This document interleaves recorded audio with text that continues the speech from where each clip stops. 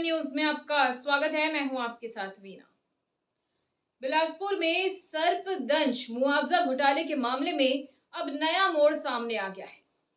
शहर के अलग अलग थानों में एफआईआर दर्ज होने के बाद अब यहां काम करने वाले अधिकारियों के सुर बदल गए हैं।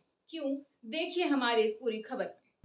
सर्पदंश से मौत पर मिलने वाली 4-4 लाख रुपए की प्राकृतिक आपदा सहायता राशि के घोटाले में अब नया मोड़ आ गया है।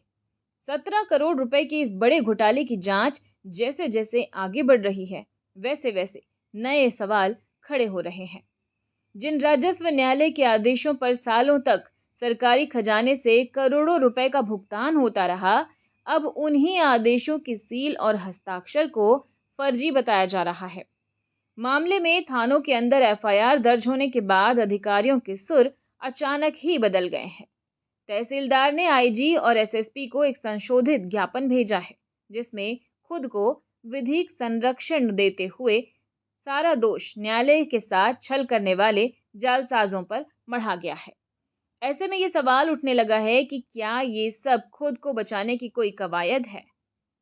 कोनी, तोरवा, सरकंडा, सिविल लाइन और सिरगिट्टी थानों में इस मामले को लेकर अब तक 15 एफआईआर दर्ज हो चुकी हैं। पुलिस की जांच में ये बात सामने आई है कि कुछ लोगों ने बाकायदा एक गिरोह बनाकर फर्जी मर्ग रिपोर्ट, जाली सील, फर्जी पोस्टमार्टम रिपोर्ट और झूठे शपथ पत्रों का इस्तेमाल कर प्राकृतिक आपदा राहत राशि मंजूर करा ली थी। इन मामलों के दर्ज होने के बाद राजस्व अधिकारियों ने अपने सुर बदल लिए हैं।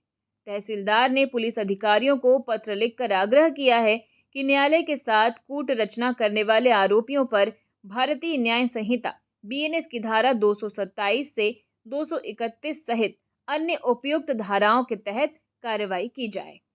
वहीं अपने बचाव में तहसीलदार ने ज्ञापन के अंदर छत्तीसगढ़ भू राजस्व संहिता 1959 की धारा 31 का जिक्र किया है।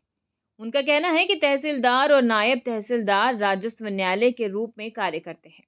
आरबीसी 6(4) के तहत समय सीमा तय होने के कारण पीठासीन अधिकारियों ने पुलिस और स्वास्थ्य विभाग की ओर से आई सत्यापित मर्ग और पीएम रिपोर्ट पर भरोसा करते हुए आदेश पारित किए थे।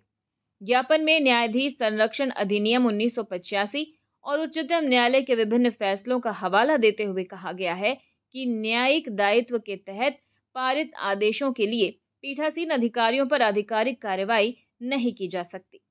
इस पूरी प्रक्रिया में सबसे बड़ा सवाल यही है कि अगर दस्तावेज, हस्ताक्षर और सील सब फर्जी थे, तो ये खेल सालों तक राजस्व न्यायालय और प्रशासनिक व्यवस्था की नजर से कैसे बचा रहा?